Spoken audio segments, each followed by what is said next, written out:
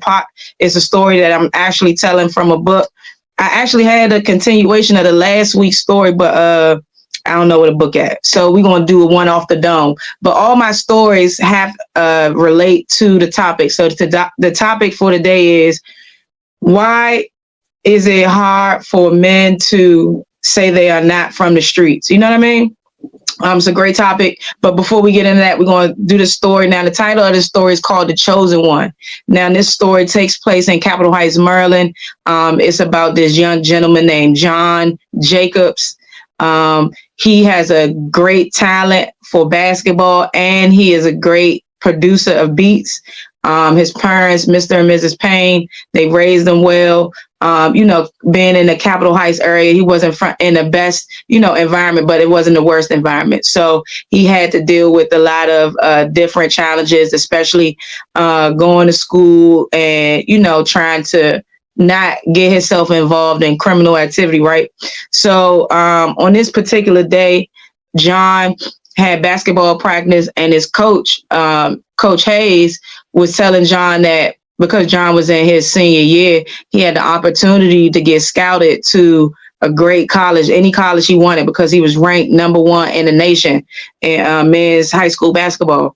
So Mr. Hayes tell John, hey, John, man, tonight is your night. It's a big game. If you score at least 30 points and you get about 17 rebounds, I can guarantee you at least 24 ride scholarships. John was like, what, for real? Yeah, 20 at least, full ride.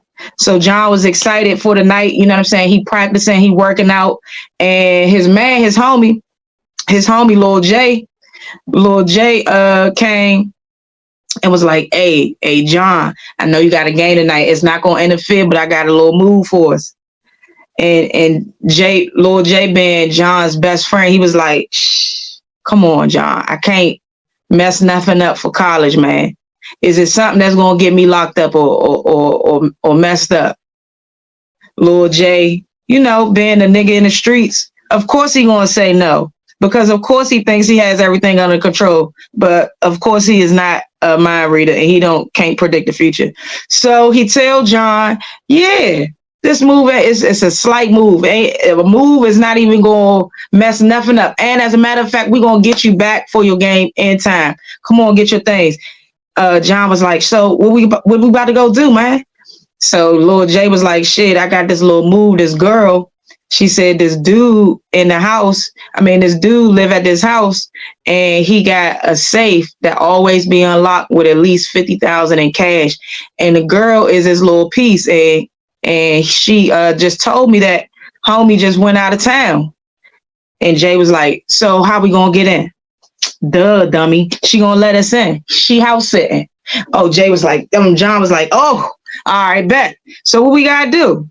So John was like, all I need you to do, Lil J was like, all I need you to do, John, is sit in the car. That's all you gotta do. And when you see me come out, you gonna drive off. Don't speed off, because this is a prominent neighborhood in DC. So don't speed off. You gonna drive slow.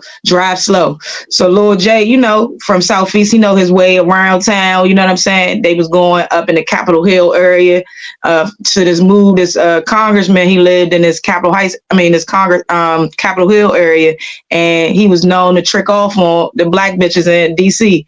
And this happened to be one of them. You know what I'm saying? So John get his stuff. They get in the car and they head out to Capitol Hill.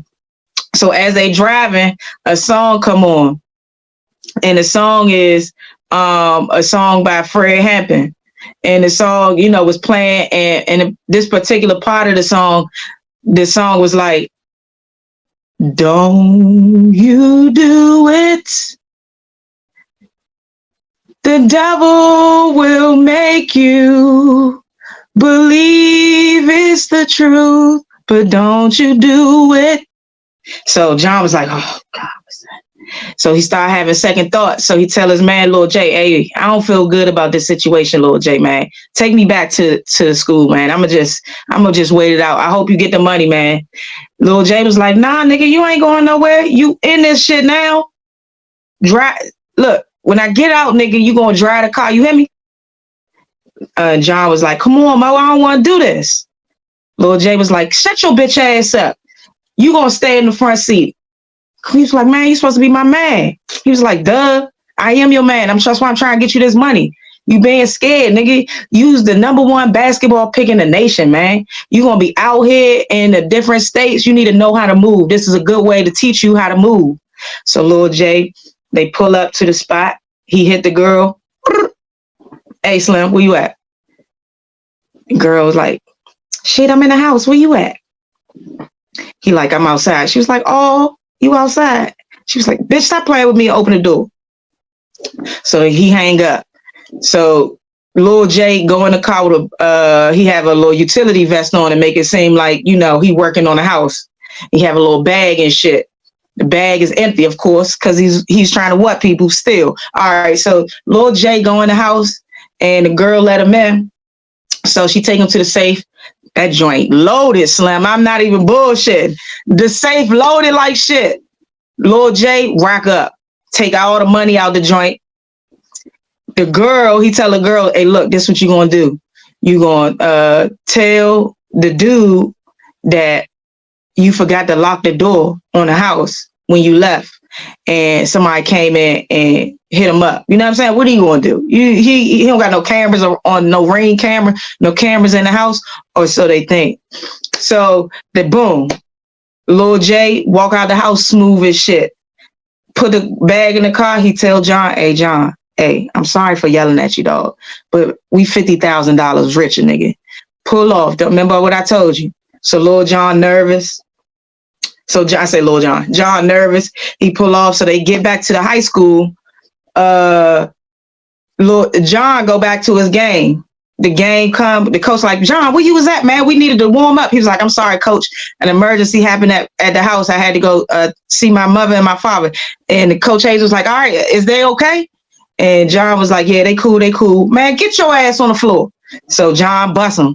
He do a double you in that motherfucker. You feel me? He hit 30 and get 30 rebounds. You feel me? So John had a great night. You know what I'm saying? His man back home counting the money. He split a little portion to the girl. You know, she from DC. She don't need too much. Couple thou wow, she good to go. You feel me? So boom. John hit him up. John like, yeah, what's up with that? So Lil J slide through. He break him down half. The rest of the portions, he split it up. So he gave John about 25,000. You know what I'm saying? But John don't know that Lil J got more than 50,000. He actually got 100,000. So he didn't even tell that man. So he broke his man off, couple 25,000. Then boom, they leave. They part ways. About a week later, Lil J get a phone call from the girl. The girl like, damn, Slim, that nigga had a camera in the house the whole time. I ain't even know. And the nigga like, so what that mean for me? He like, shit, the FBI on their way to your house right now. That was a congressman, nigga. So Lil J hang up the phone. Boom. He called John. He tell John what's going on. So John nervous. John tell his mother and his father, he like, Mom, I gotta sit y'all down. They like, what's going on, John? He was like, before my basketball game, I was hanging with my friend Lil J. Oh, Lord. We told you stop hanging with that nigga, didn't we? Didn't we tell you stop hanging with that nigga? He mean no good. He always getting in jail. Mom. Let me finish. So John just told me, I pulled a move with Lil J. He robbed this guy who happened to be a congressman, and the congressman had cameras inside his home, and they caught John on Lil J on camera taking the money, and that was his getaway driver. So they like, shit, boy, you done fucked up. So they like, he like, I need a lawyer. So they called their aunt, who is a DC attorney. Boom. Call her up, hit her up. She like, cool, don't worry about it. We'll get this charge dismissed. So Lil J the next day get yoked up. They bag him. He called John, and John like, yeah, we can't talk no more. He hung up the phone. So a couple weeks later, they end up having court, and guess what?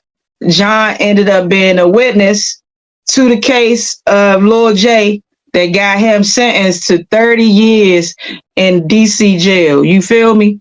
And that's the end of that story. The one. So he ended up getting, oh, I forgot to tell y'all. John ended up going to school and being great, and he ended up getting in the NBA.